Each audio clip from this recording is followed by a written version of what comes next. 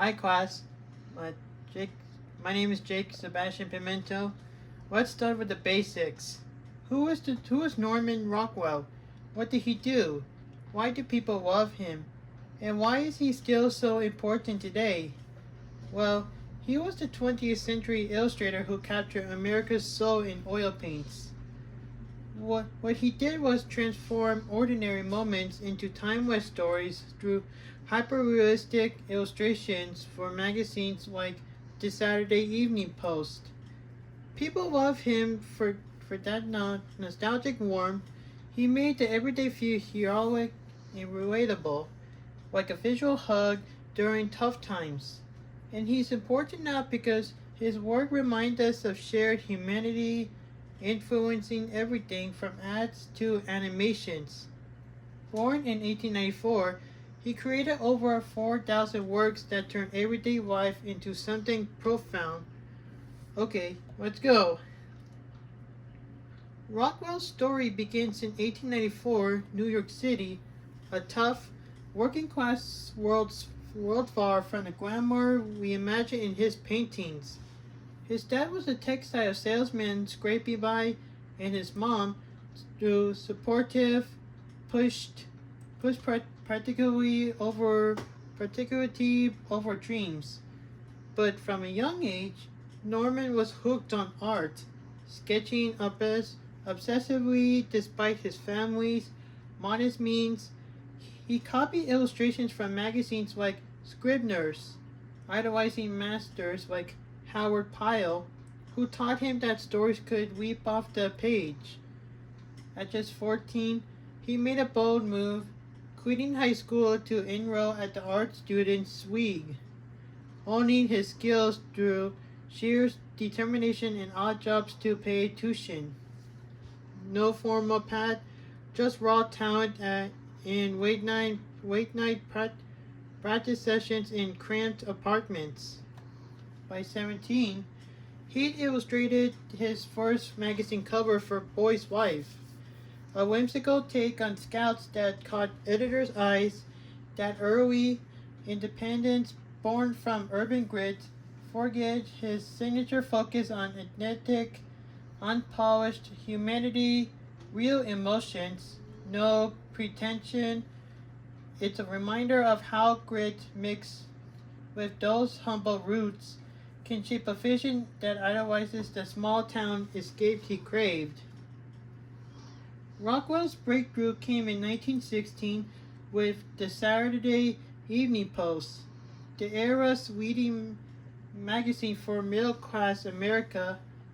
Over nearly 5 decades, he delivered 317 covers, each a window into the nation's pulse. His work peaked in the 1920s through 1950s, blending humor and hard-to-sell millions of prints. Tickets for World War II, For Freedom series, drawn from FDR's 1941 speech, it visualized unity and resilience, becoming a cultural touchstone without heavy-handed propaganda. Later pieces, like the civil rights theme, the program we all live with, showing his evolved eye for social truths. Essentially, Rockwell was the visual storyteller of his time, crafting narratives that felt personal yet universal. The paint that catch my attention is the problem we all live with. The problem we all live with is a 1964 painting by Norman Rockwell that is considered an iconic image of the civil rights movement in the United States. It depicts Ruby Bridges, a 6-year-old African American girl on her way to William Frantz Elementary School, an all-white public school, on November 14, 1960.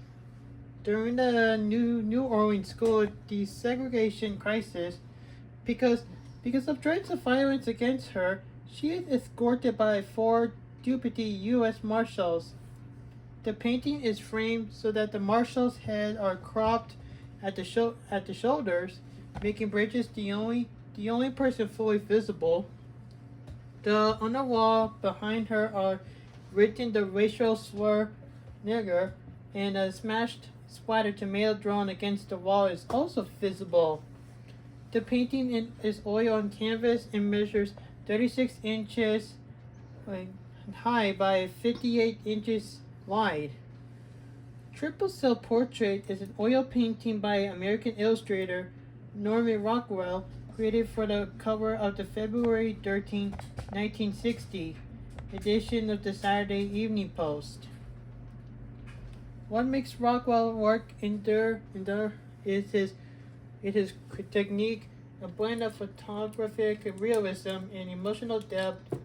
Unlike abstract modernists, he used oil on canvas to build scenes layer by layer, starting with detailed life sketches, posing everyday models, and then refining every texture from magazine precision. His palette of warm earth tones and soft lighting evokes nostalgia, draws viewers into intimate stories. Notice how he elevates ordinary people, a child's curiosity or a family's quiet grace into quiet heroes. In Triple Cell Portrait, even his self-reflection reveals vulnerability. It's accessible artistry, composition that guides the eye, details that spark recognition. For artists today, it's a masterclass in narrative visuals.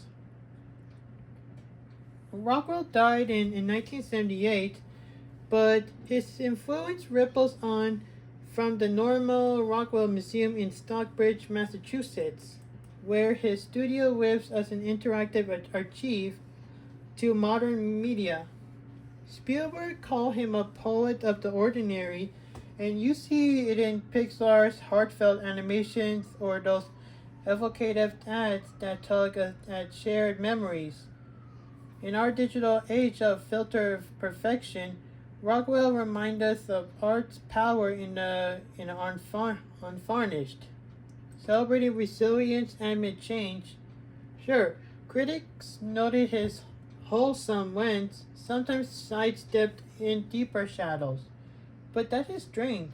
Offering hope through familiarity, he still matters because he makes us see the beauty in our own stories.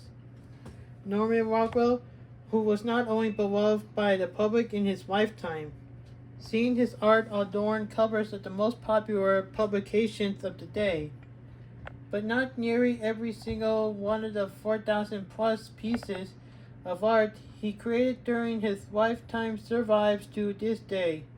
Some pieces are in museums, others in galleries, and a good number are in the hands of private collectors who are fans of his work and now iconic exaggerated realism style. Steven Spielberg, for example, is known to have an original Rockwell hanging in his home office. In today's filter world, Rockwell shows the power of real, unpolished art. It celebrates everyday strength and change.